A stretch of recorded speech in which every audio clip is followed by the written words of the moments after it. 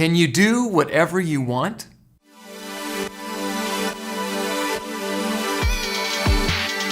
Hey everybody, Bill Markham here with another 2-Minute Tuesday, and we are in a series entitled Spicy, talking about controversial things that maybe you wouldn't normally hear about in church, but we should talk about because everybody's talking about it.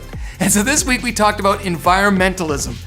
And I know there's a lot of ideas and opinion on this subject, but we really tried to drill down to the framework for understanding how we should respond to the world.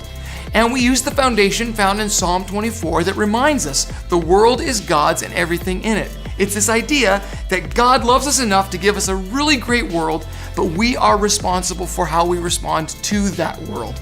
And so, there are two extremes that I think we should all avoid. The one is that nature is God, that somehow nature is elevated above human beings, and so some extreme views think that humans are the cancer and so we should kill humans, which is kind of tough when you're a human. On the other hand, we have this idea that humans are God and that we can just do whatever we want. And the tragedy of that view is you start destroying the very environment that was created for you to survive in. So what is the solution? Let me give you just 3 quick thoughts. The first is, get the facts. I know there's a lot of rhetoric and political agendas and greed associated around these subjects, but get to the real facts and you'll discover that there are things that we are doing that legitimately are destroying our world, and we should be aware of that. The second thing is to change a habit. I know you may not be able to solve all the world's problems, but maybe you could solve a problem. Maybe by just changing a habit, you could make this world a better place. And if you could, why wouldn't you? And then the third thing is be a champion for good.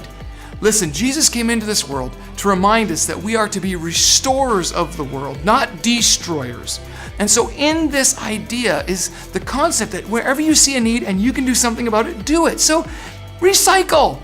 Be good for the environment. Take care of the animals and the trees and the air, for it's the world that you and I were given to live in. So live in it well.